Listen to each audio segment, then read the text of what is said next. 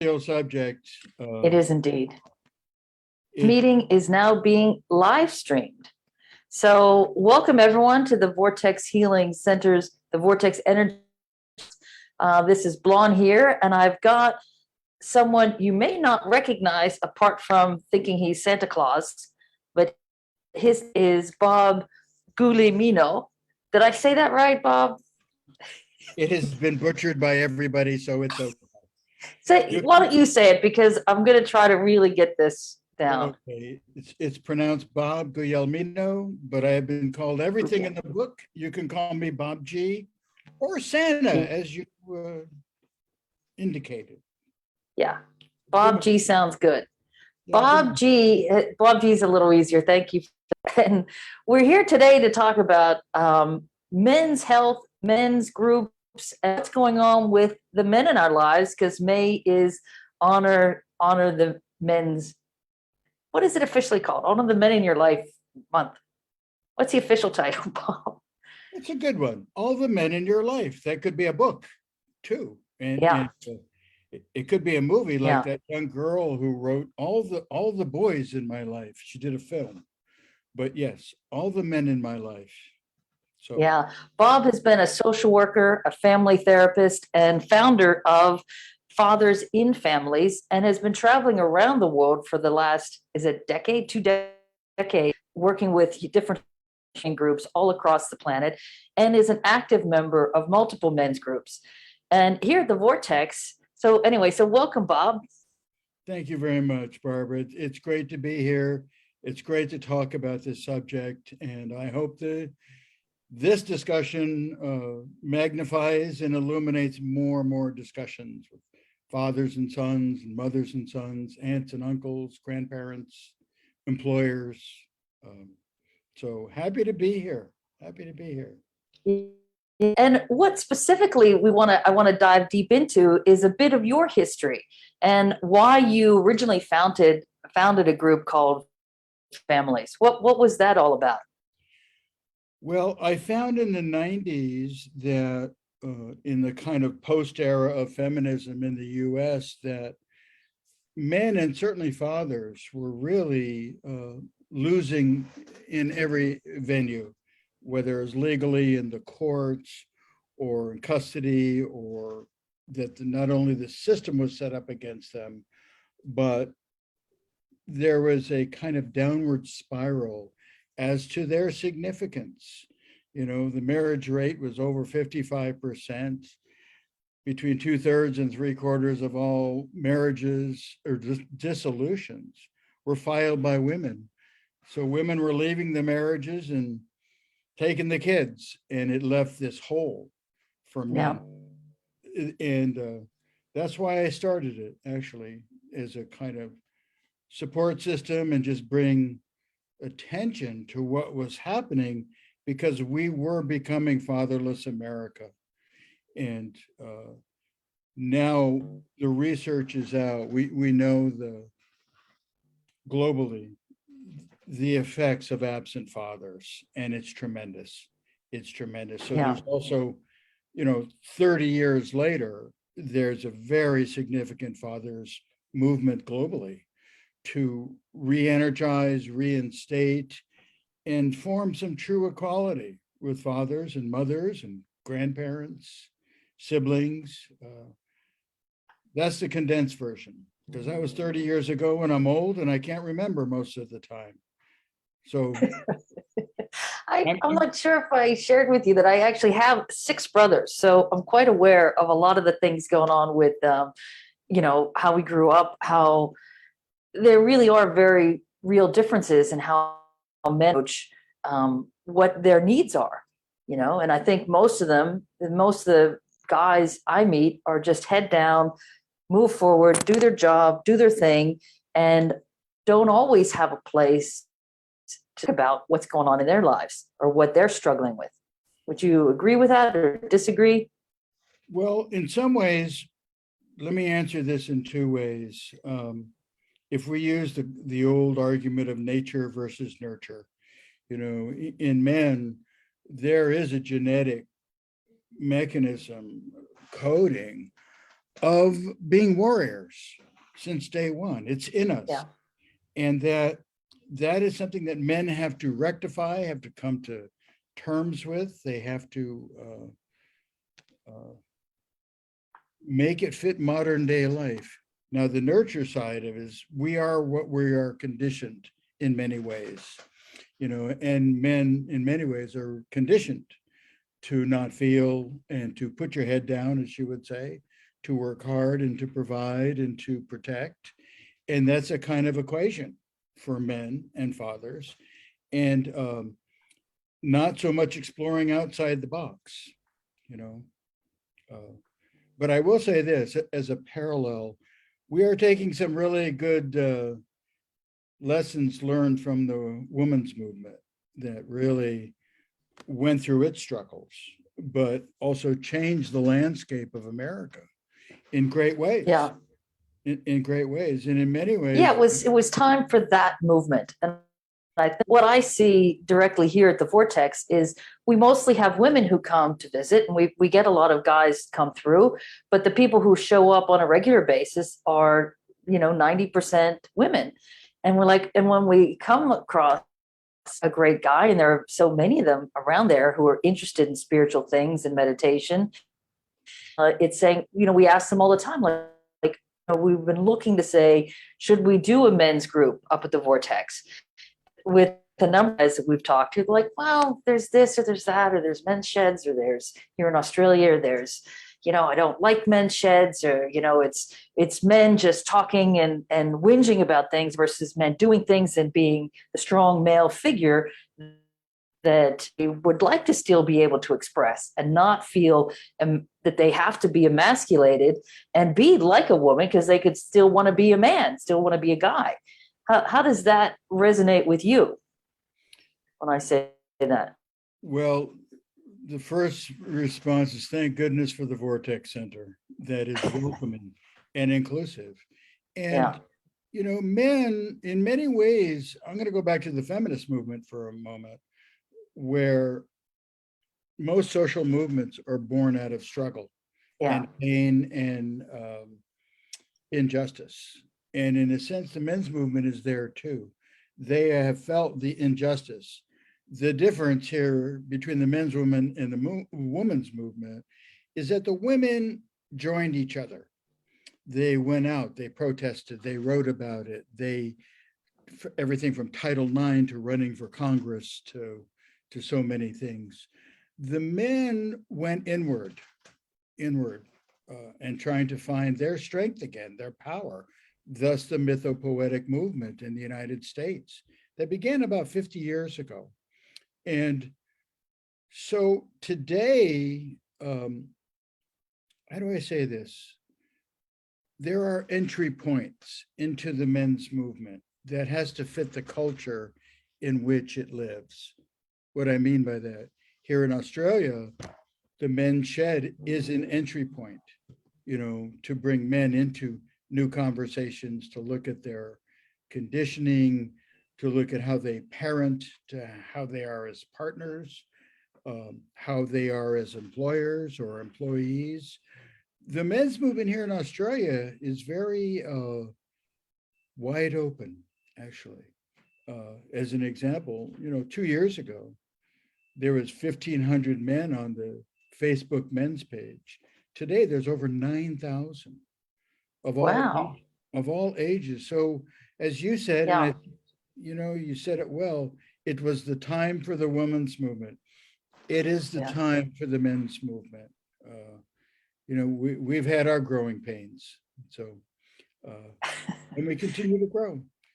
And so, do you see a big difference between how the men's groups in the United States versus how the men's groups work here in Australia? Well, the mythopoetic movement in the United States basically fell on its nose and never got up. And even though there were, at the same time, it branched out into many different venues.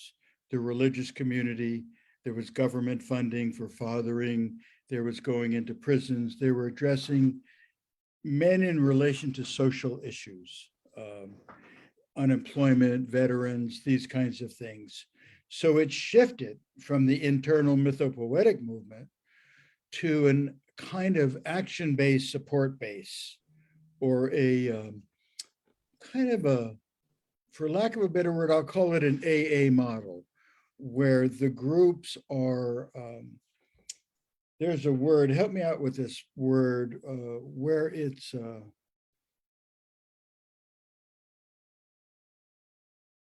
I'm losing the word, I'm feeling 72, self-help groups. Okay, yep. Self-help groups. And so, and a lot has been written about this. Now here in Tasmania and Australia, it's very different.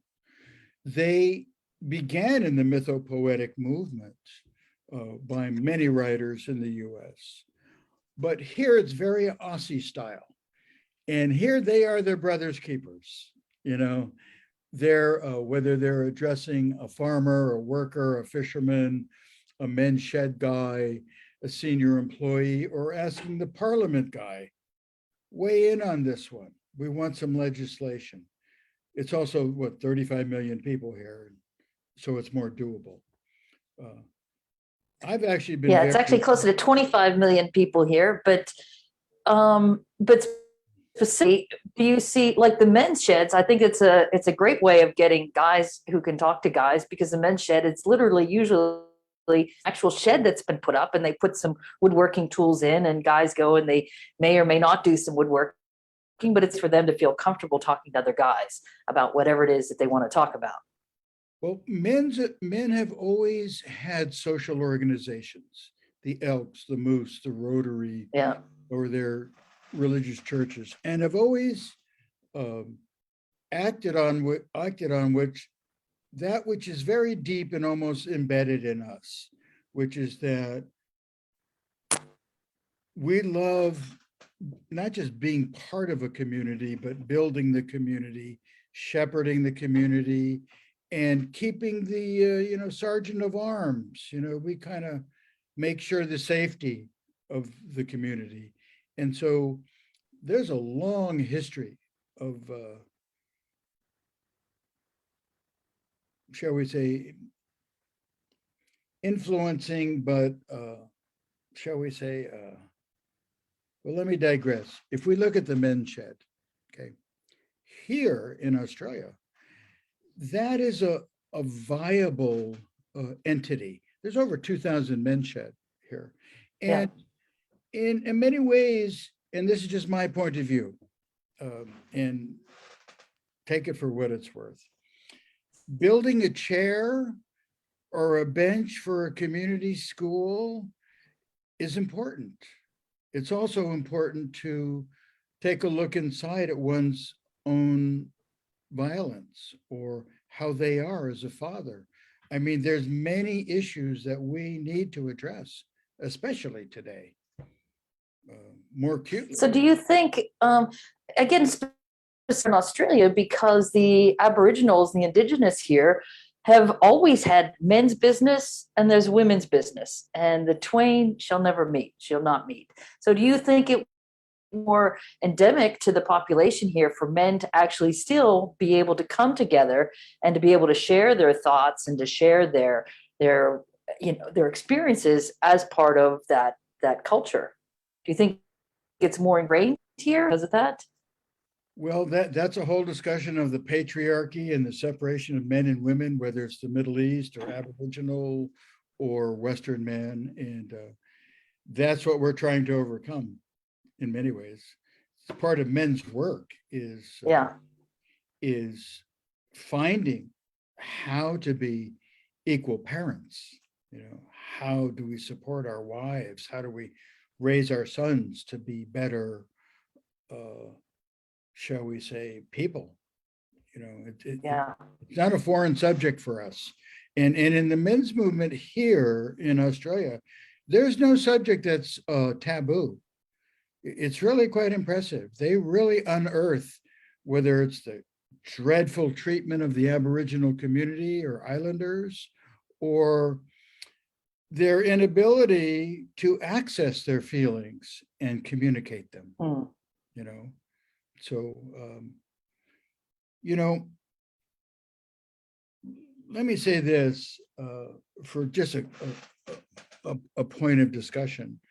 Today, the whole world is witnessing the clash of two titan men. One is Putin, who's the warrior, whose violence is the vehicle for him. On the other side of this, we have Zelensky, who is in many ways the new alpha male, right? As opposed to the old alpha male of Putin.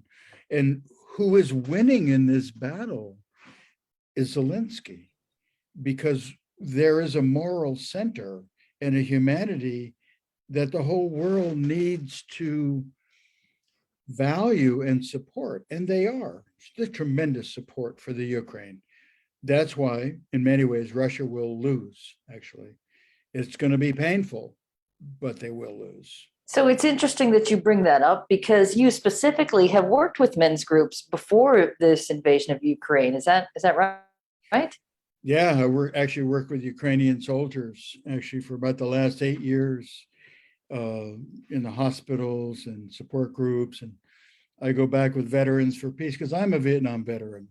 I mean, I know what war is, and I know it's when you cross that line of killing, you don't come back.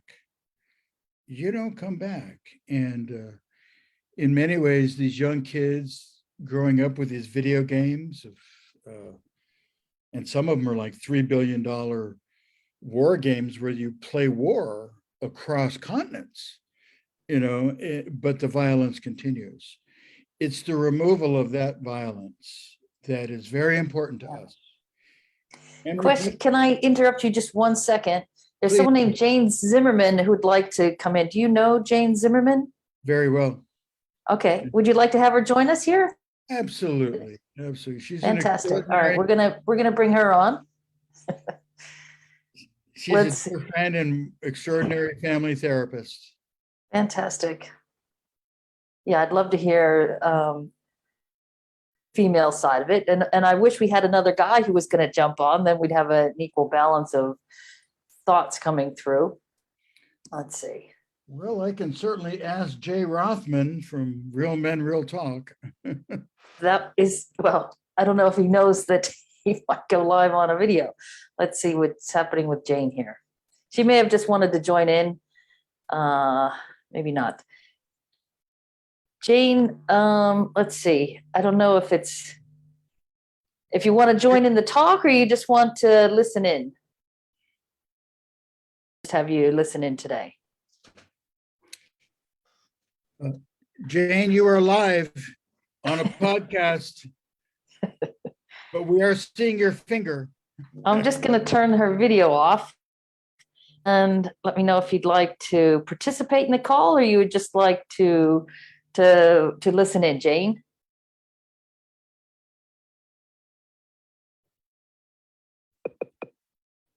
Well, we'll continue here. So I'd like to continue that thought that so for the past 8 years, you worked directly with Ukrainian soldiers as a soldier yourself from the Vietnam War.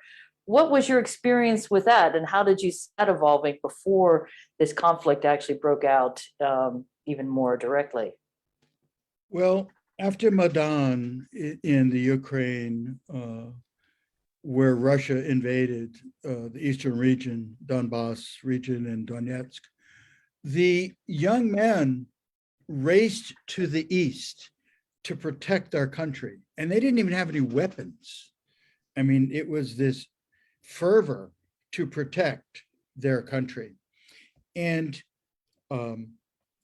they were just waiting for fellow citizens to supply them with weapons behind them to protect them.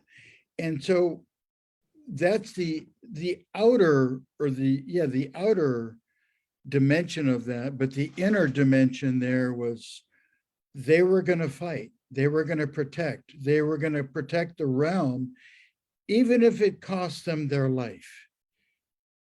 We know we are expendable. We've always been expendable. Every 19 years, there's been a war in history.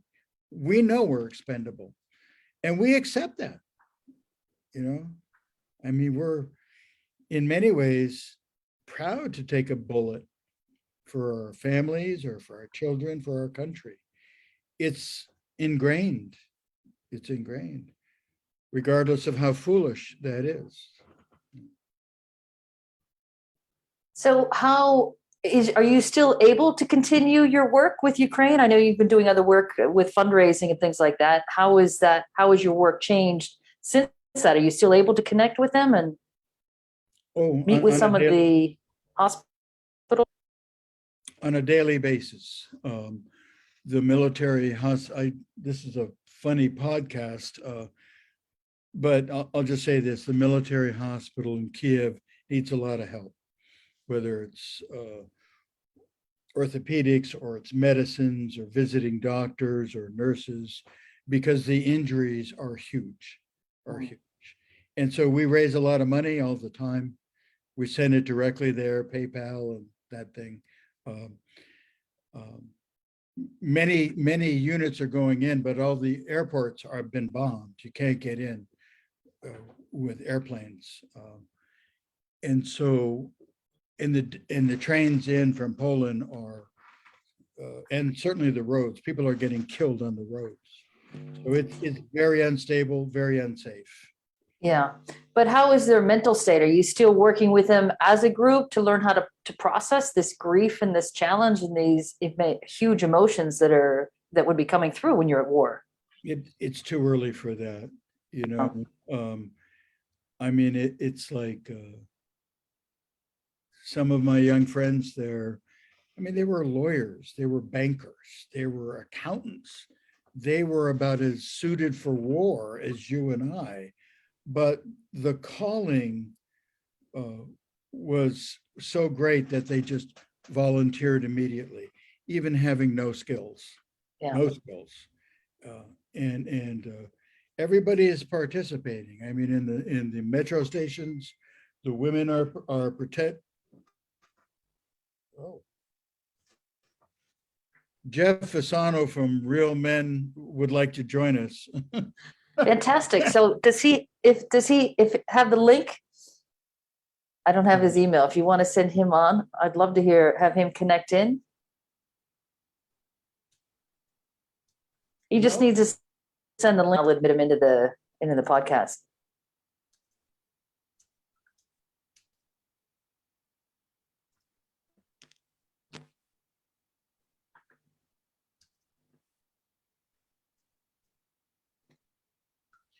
I just sent him a message, but the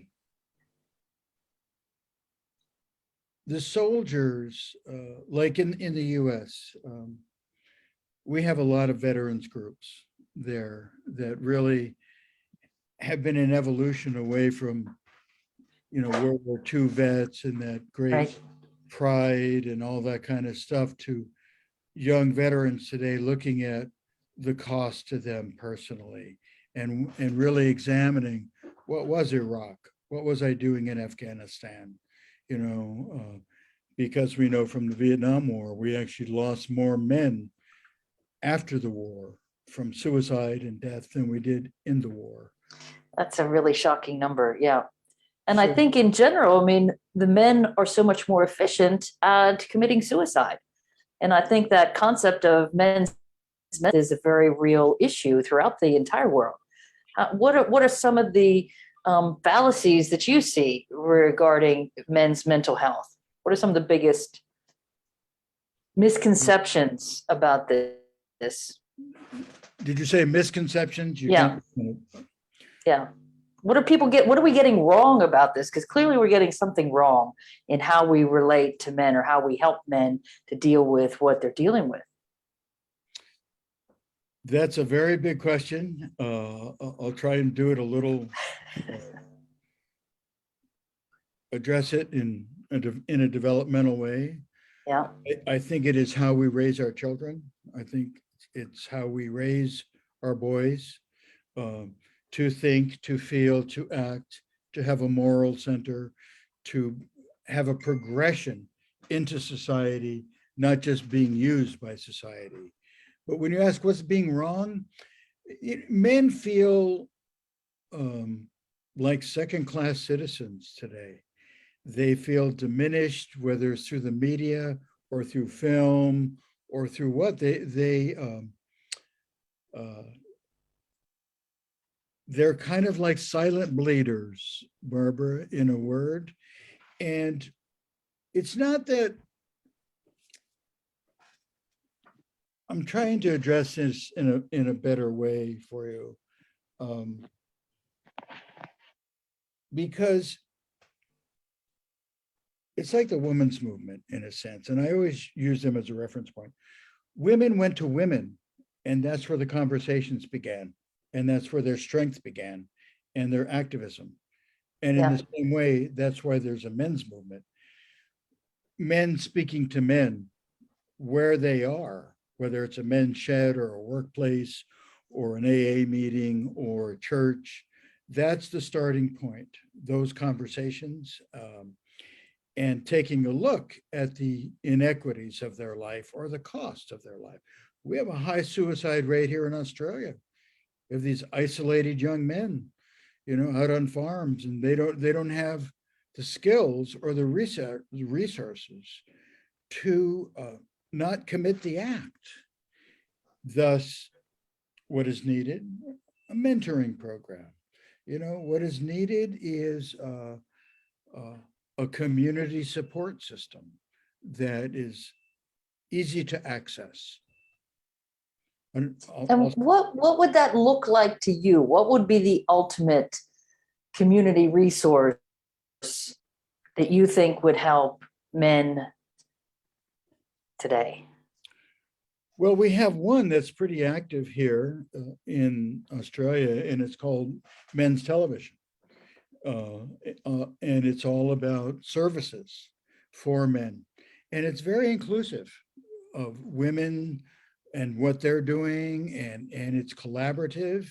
And so you asked me what would work.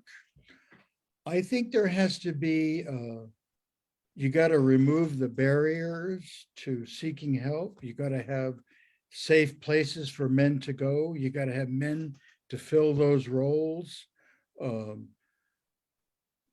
to help. And I think we have to change that psychology, and then we have to change it structurally with services.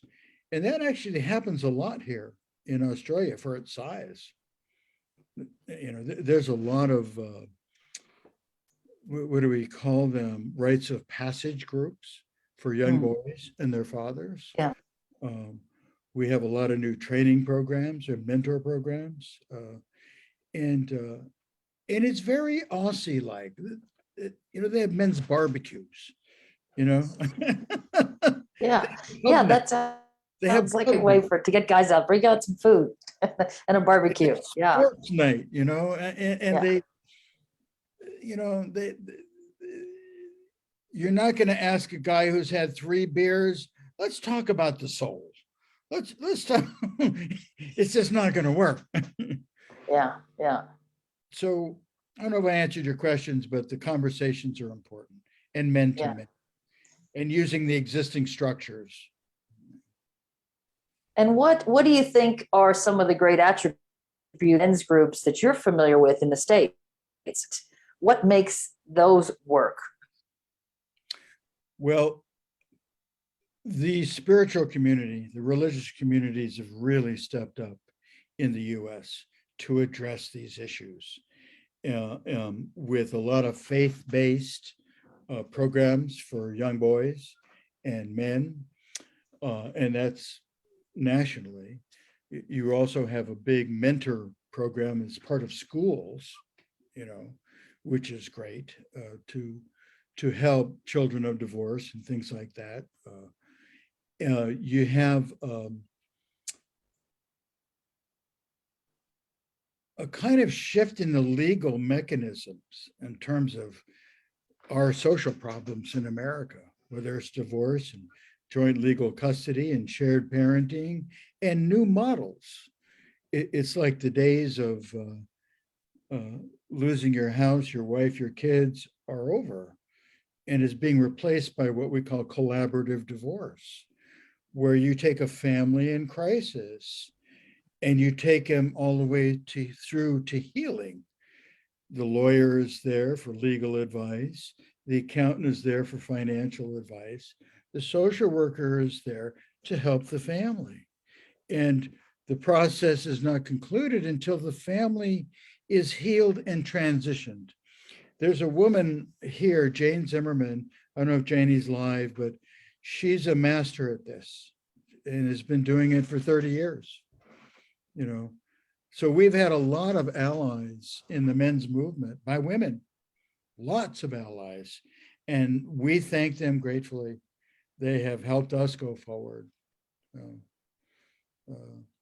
Because I think that was part of the question that I've had, like, do men need to hear the words from other men, or are men, in your opinion, able to hear and understand what women, to help them to, we're not trying to emasculate them, or maybe some women are, but we want them to still feel their full self. We're not trying to make women out of men. We want men to be able to be strong and to show their strength and still be able to share their feelings when it's time to share their feelings, or if a conversation's important needs to be had, they're able to participate in some deep work. That sounds like, that we don't want to do that. That sounds sure that's a woman's opinion. No, I love your questions and hope that I can address them in a way that's useful. We've all been dealt a bad set of software that didn't adapt to modern times. You know, men are tired of that old software providing, protecting, and they feel that straitjacket. And they lost themselves in that straitjacket. Today, that is being replaced by men owning their strength, owning their power, owning their talents, and not being afraid to act on it, to share it, to speak their truth, to stand up and say, you know, this is what I think, this is what I feel, and this is what I know.